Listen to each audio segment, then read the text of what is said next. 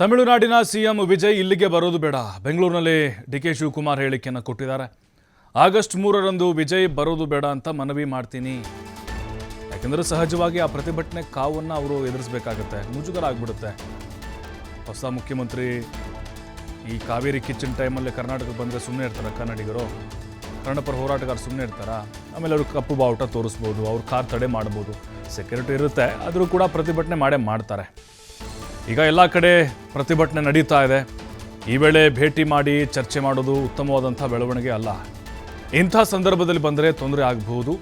ಹಾಗಾಗಿ ಸಿಎಂ ವಿಜಯ್ ಭೇಟಿ ಮುಂದೂಡಿಕೆಗೆ ಡಿಕೆ ಶಿವಕುಮಾರ್ ಮನವಿಯನ್ನು ಮಾಡಿಕೊಂಡಿದ್ದಾರೆ. ಅಂದರೆ 3ನೇ ತಾರೀಕೇನು ವಿಜಯ್ ಇಲ್ಲಿಗೆ ಬರ್ತಾರೆ ಅಂತ ಹೇಳಿದರು, ಬಟ್ ಅದೀಗ ರದ್ದಾಗಿದೆ.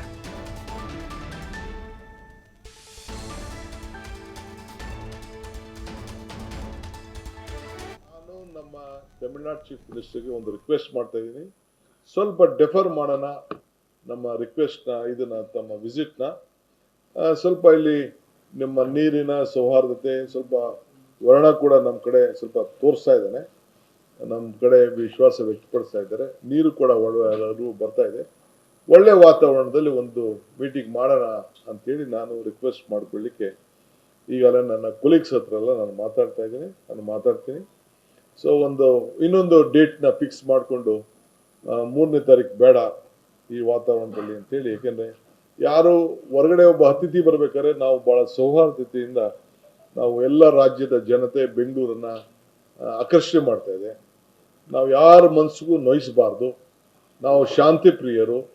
ಈ ರಾಜ್ಯದಲ್ಲಿ ಶಾಂತಿನ ನಾವು ಕಾಪಾಡಬೇಕು. ಅವರು ನಮ್ಮಲ್ಲಿ ಕೆಲಸ ಮಾಡ್ತಾರೆ, ನಮ್ಮವ್ರು ಬೇರೆ ಕಡೆ ಕೆಲಸ ಮಾಡ್ತಾರೆ, ಯಾರಿಗೂ ತೊಂದರೆ ಆಗಬಾರ್ದು. ಸೊ ಎಮೋಷ್ನಲ್ಲಿ ತೀರ್ಮಾನಗಳನ್ನು ಮಾಡೋಕ್ಕಾಗಲ್ಲ. ಇದಕ್ಕೆ ನಾನೇ ಅವ್ರಿಗೆ ರಿಕ್ವೆಸ್ಟ್ ಮಾಡಿಕೊಂಡು ಇದಕ್ಕೆ ಮುಂದಕ್ಕೆ ಹಾಕೋಣ ಅಂಥೇಳಿ ನಾನು ಅವ್ರಿಗೆ ರಿಕ್ವೆಸ್ಟ್ ಮಾಡ್ಕೊಂಡಿದ್ದೇನೆ. ಅದು ಕೂಡ ನಾನು ಈಗ ನಮ್ಮ ಕೊಲೀಗ್ಸ್ ಜೊತೆ ಚರ್ಚೆ ಮಾಡಿ ಈ ತೀರ್ಮಾನಕ್ಕೆ ಬಂದಿದ್ದೇವೆ. ನಾನು ಆಗ ರೆಡಿ ಮಾಡ್ಕೊಂಡಿದ್ದೇನೆ.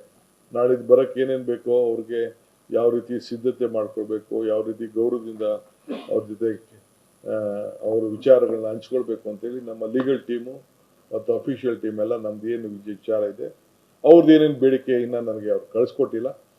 ಕಳಿಸ್ಕೊಂಡಾಗ ಅದರ ಬಗ್ಗೆ ನಾವು ಲೀಗಲ್ ಆಗಿ ಏನೆಲ್ಲ ನಮ್ಮ ರಾಜ್ಯದ ಹಿತ, ಅವ್ರ ರಾಜ್ಯದ ಹಿತ ಕಾಪಾಡಬೇಕು ಅನ್ನೋದು. ಯಾಕೆಂದರೆ ನಮಗೇನು ಅವ್ರಿಗೆ ಒಳ್ಳೇದಾಗಲಿ ಅನ್ನೋದು ನಮ್ಗೆ ಆಸೆ ಇದೆ. ಸೊ